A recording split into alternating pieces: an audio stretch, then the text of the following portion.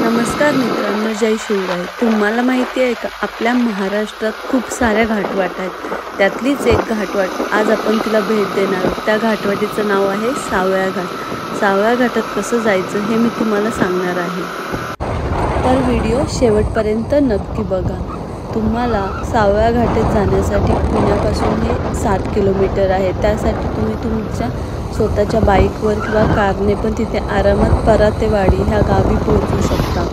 निवे गाव माहितीच असेल, तामिनीमध्ये असेल, त्याच्याच तिथे परातेवाडी आहे, तिथे आपल्याला जायचं आहे। चला तर मग सुरुवातीला जो पुण्याकडून रोड येतो, जो तामिनीकडे जायचा, आपल्याला तिथेच कुंडलिका व्हॅलीला जो रोड जातो तिथूनच आपल्याला परातेवाडी ह्या वाडीला जायचं आहे। ह्या ब्रिजपासूनच 1000 मीटर पुढे आल्यावर हे बस स्टॉप दिसेल, तिथूनच फाटा फुटतो परातेवाडीचा। आजी, सावळ्या घाटाला हाच रोड जातो ना? इथं इकडून जायचं, इकडून तो बंगला आहे ना, हा, त्या बंगल्याच्या असं इकडून जायचं आणि खाली कंपनी होती, डबार खोदलेलं आहे, तिकडून सरळ खाली जायचं। मग इकडं रोड आहे, इकडून नाही जायचं, सरळ जाऊ, इकडं जायचं, इकडं असं सरळ। ठीक आहे। आजींनी सांगितल्याप्रमाणे हाच तो पांढऱ्या कलरचा बंगला आणि इथूनच डाव्या साईडला एक पायवाट जाते। पांढऱ्या बंगल्याच्या इथून हा जो सरळ रोड जातो, इकडूनच आपल्याला जायचंय।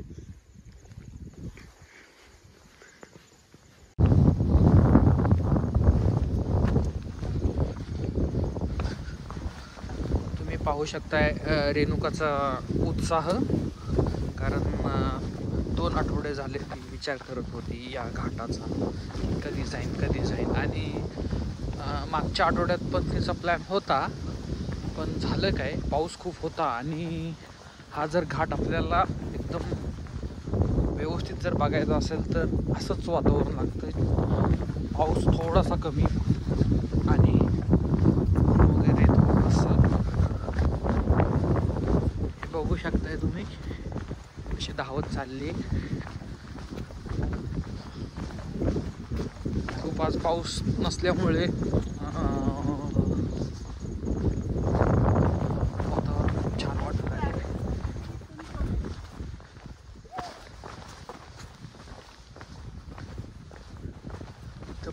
इथं बघा, कन्स्ट्रक्शनचं काम चालू आहे। मे बी इथं इन फ्युचर एखादं रिसॉर्ट्स किंवा हॉटेल वगैरे उभारू शकतं।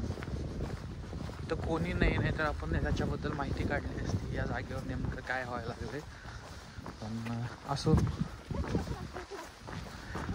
आता रेणुकाला खेकडा दिसलेला आहे, पळुतीच्या मागा पण कुठे खेकडा मला तर दिसतच नाहीये। इकडे गेलेला आहे, हे बघू शकता तुम्ही खेकडा।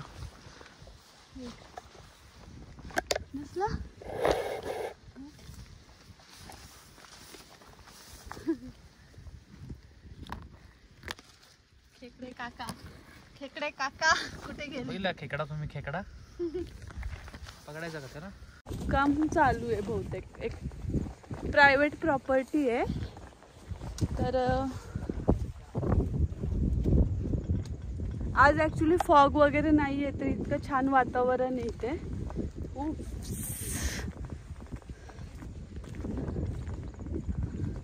ॲक्च्युली तब्येत ठीक नव्हती, पण तरी आली आहे आणि ह्या माहोलमध्ये आल्यावर एकदम असं फ्रेश वाटतंय, मला खूप छान असं वाटतंय।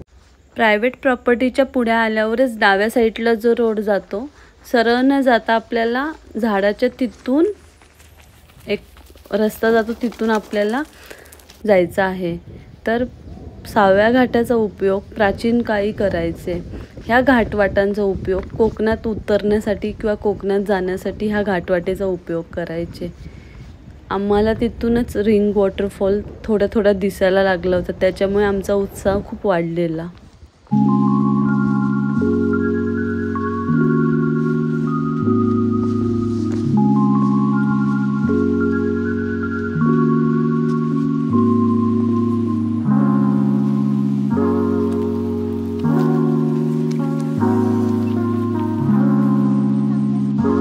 वाट खूप घसरडे आहे, त्यामुळे शक्यतो आरामात तुम्ही तुमची काळजी घेऊनच या ठिकाणी व्यवस्थित उतरा, जेणेकरून तुमचा पाय घसरणार नाही।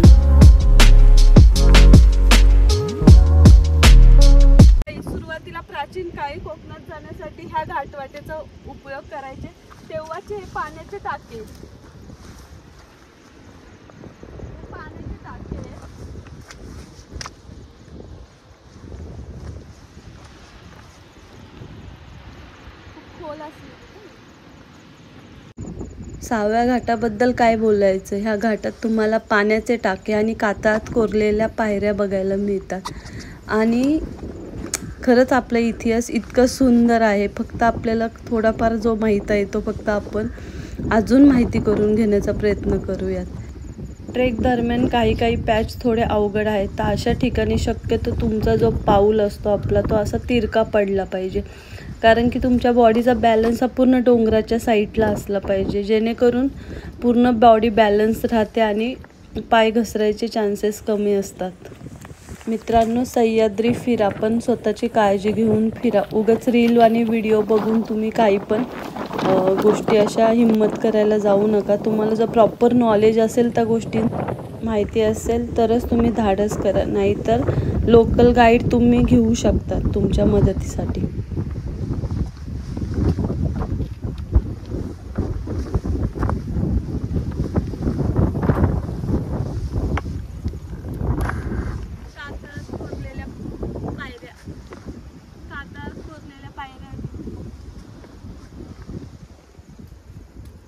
ह्या कातळात कोरलेल्या पायऱ्या रेणूने आत्ताच आपल्याला सांगितल्या आहेत. इतिहासाचा खूप अभ्यास आहे, खूप तिचं वाचन आहे, खूप गोष्टी ते वाचते, त्यामुळे तिला खूप इन्फॉर्मेशन माहिती आहे. ट्रेक तसा 45 ते 1 तासाभराचा आहे. त्याच्यामुळे आणि निसर्ग इतका सुंदर असतो की काय सांगू तुम्हाला.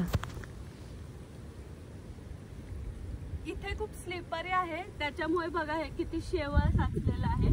त्याच्यामुळे अशा ठिकाणी तुम्हाला चांगल्या ग्रिपचे शूज हवेत, त्याशिवाय नाही तर पाय घसरायचे चान्सेस आहेत. त्याच्यामुळे स्वतःची काळजी घेऊन व्यवस्थित करा.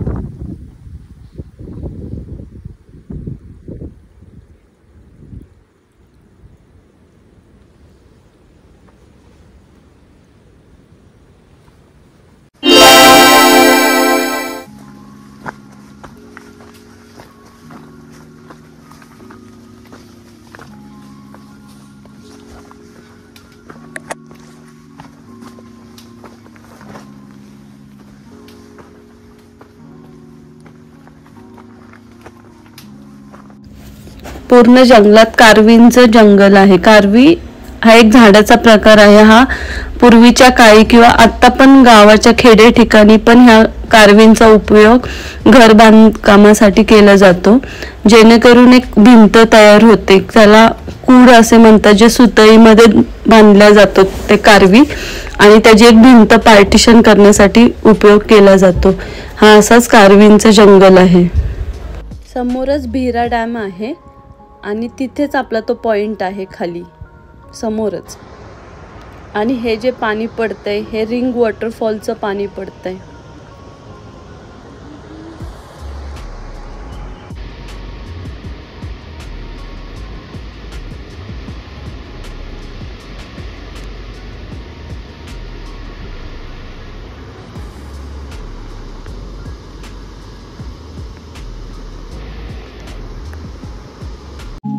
फायनली आपण त्या जागी आलोय ज्या जागेची आपल्याला प्रतीक्षा होती. सावळा घाट, तो देवकुंड आणि शेजारीच रिंग वॉटरफॉलचं पाणी आणि इतकं सुंदर, आणि समोरच भिरा डॅम. एकाच वेळी एकाच जागेवरून हे तिन्ही गोष्टी पाहायला मिळतात. आणि अशाच माहोलमध्ये कॉफी तो बनतीये ना, त्यामुळे आम्ही कॉफी बनवली आणि तिथेच पिली. असं वाटत होतं की इथेच राहावं कायमचं. निसर्गाच्या सानिध्यात इतकं मन शांत होतं. रोजच्या धकाधकीच्या आयुष्यात आपल्याला हा थोडासा तरी विरंगुळा हवाच ना.